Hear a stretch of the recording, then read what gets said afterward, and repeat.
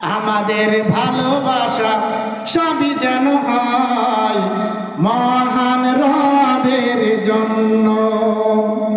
রাক্ষোভ ঘৃণাগুলো তাও যেন হয় সবই প্রভু তোমারই জন্য। মান আহাব্বা লিল্লাহ মান আবগাদা লিল্লাহ মান আতা লিল্লাহ ওয়া মানা লিল্লাহ ফাকাদ ইসতাকমালা ঈমান। আমাদের ভালোবাসা সবই যেন হয় মহান রবের জন্য।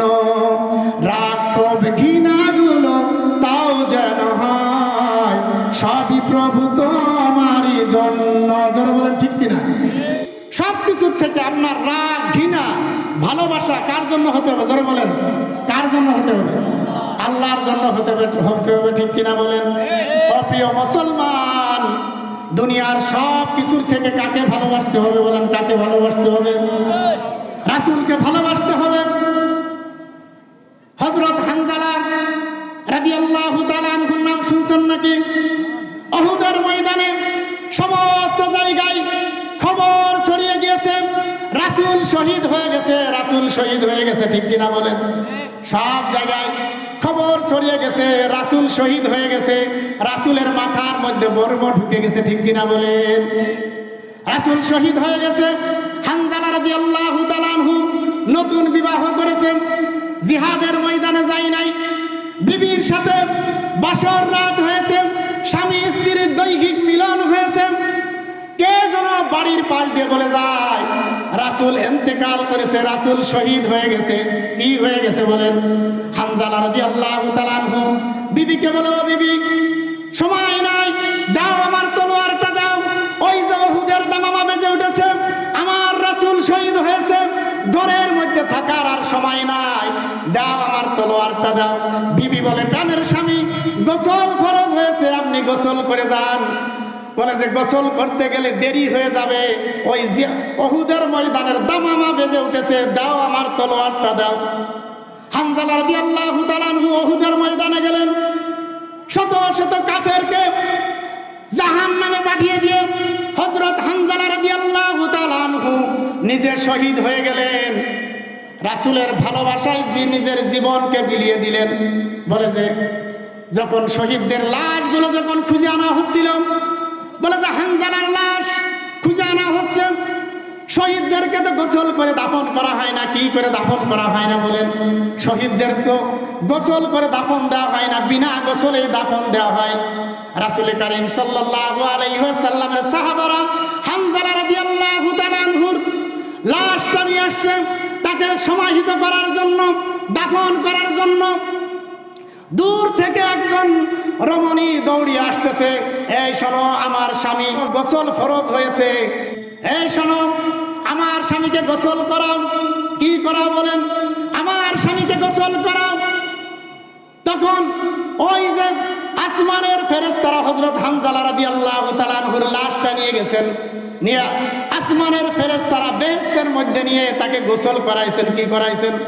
সাহাবারা লক্ষ্য করে দেখলেন হানজালা রাদিয়াল্লাহু তাআলা আনহুর চুল বেয়ে বেয়ে, দাড়ি বেয়ে বেয়ে পানি গড়িয়ে গড়িয়ে পড়তেছে। রাসূল বললেন, শোনো, হে মা, তুমি শোনো, হানজালাকে গোসল করানো লাগবে না। হানজালাকে আল্লাহ রাব্বুল আলামিনের ফেরেশতারা ভালোবেসে পছন্দ করে বেহেশতে নিয়ে তাকে গোসল করিয়েছেন। জোরে বলেন সুবহানাল্লাহ। সুতরাং রাসূলকে ভালোবাসতে হবে কিভাবে? ও মুসলমান, শুধু মুখে বললাম রাসূলকে ভালোবাসি, কিন্তু যখন বলা হয় দাড়ি রাখেন, কি রাখেন? বলে দাড়ি রাখলে চাচা চাচা লাগে। কি লাগে? কি লাগে? চাচা চাচা লাগে। আমার আলোচনা আবার অনেকের খারাপ লাগে। কি চাচা চাচা লাগে দাড়ি লাগলে? আসলে কি চাচা চাচা লাগে? রাসূল দাড়ি হলো একটা এমন একটা সুন্নাত যা দায়েমি সুন্নাত। কি সুন্নাত বলেন?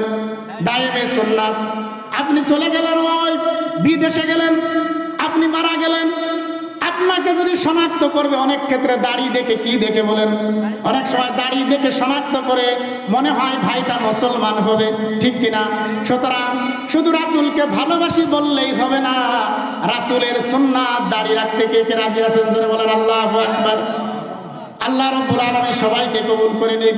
সুতরাং রাসূলকে যদি ভালোবাসতে হয় সব কিছুর থেকে ভালোবাসতে হবে, ঠিক কিনা বলেন? এক মহিলা জিহাদের দামামা বেজে উঠেছে, এক মহিলা আসছে, এসে বলতেছে ইয়া রাসূলুল্লাহ, ইয়া হাবিবাল্লাহ, আমার স্বামী জিহাদের ময়দানে শহীদ হয়েছে, আমার সন্তান জিহাদের ময়দানে শহীদ হয়েছে।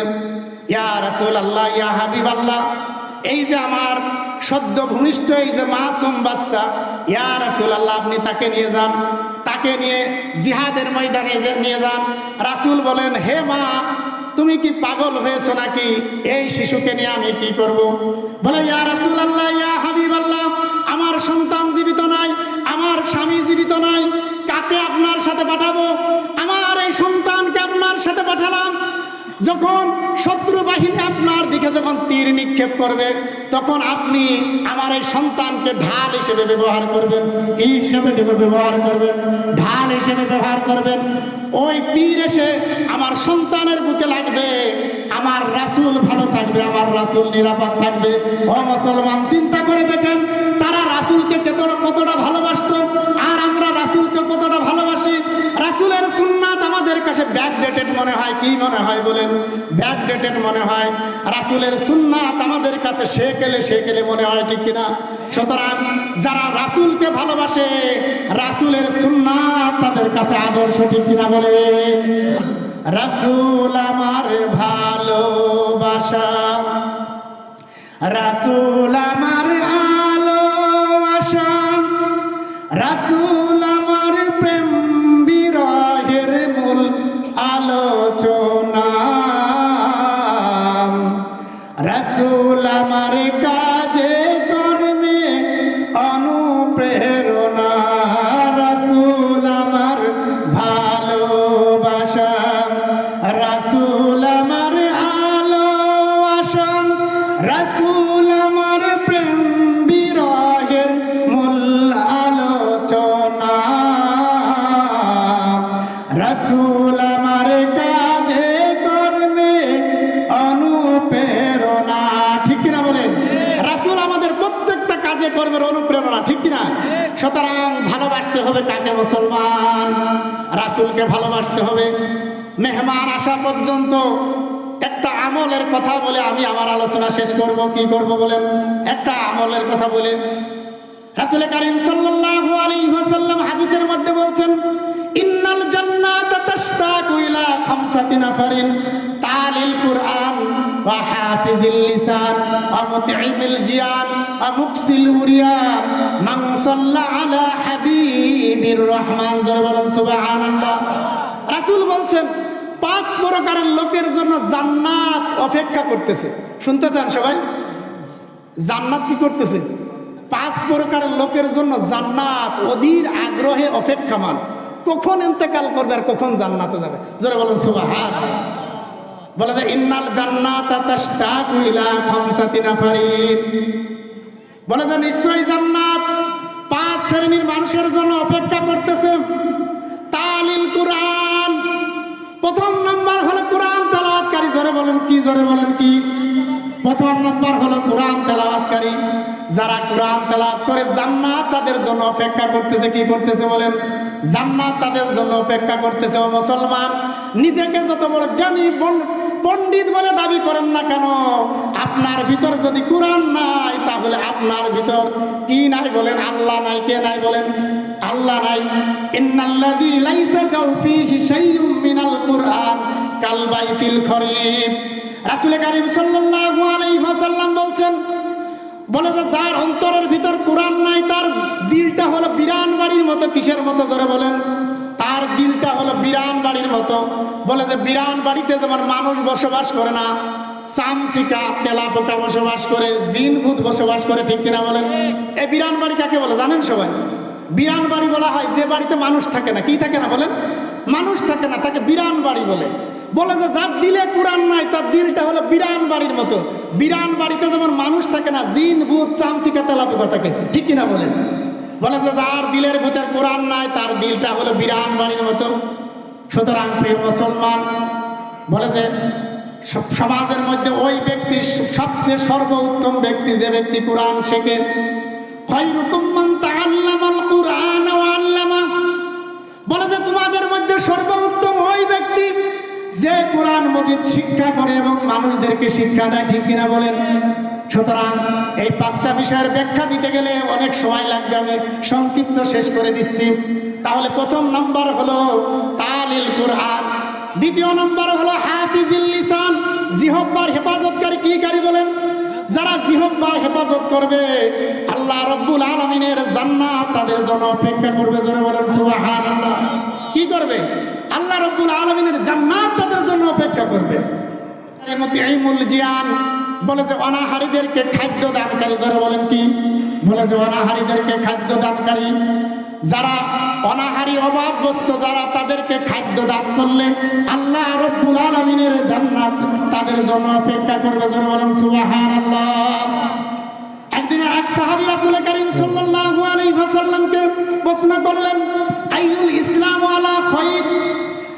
বললেন যে ইয়া রাসূলুল্লাহ, ইসলামের কোন কাজটি উত্তম? বললেন যে তুতিঈমুত তাআম। বললেন যে মানুষ অনাহারীদেরকে খাবার দেয়া। কি দেয়া? বলেন অনাহারীদেরকে খাবার দেওয়া। খাবার দেওয়া, অনাহারীদেরকে যে খাবার দেয় তার জন্য কি করে? জান্নাত অপেক্ষা করে। তারপরে অমুকসিল উরিয়ান, বলে যে যারা বস্ত্রহীন, যাদের পোশাক নাই তাদেরকে পোশাক দান করা। কি দান করা? বলেন এই যে শীতের সময় অনেক গরিব আছে, শীতের পোশাক পরতে পারে না, তাদেরকে শীতের পোশাক দেওয়াটা দিলে আল্লাহ রাব্বুল আলামিনের জান্নাত তার জন্য অপেক্ষা করবে। ওয়া মান সাল্লা আলা হাবিবির রহমান, বলে যে 5ম নাম্বার হলো যারা রাসূল সাল্লাল্লাহু আলাইহি ওয়াসাল্লামের উপর দুরূদ পাঠ করে, এই দুরূদ পাঠকারীর জন্য আল্লাহ রাব্বুল আলামিনের জান্নাত অপেক্ষা করে। সুবহানাল্লাহ।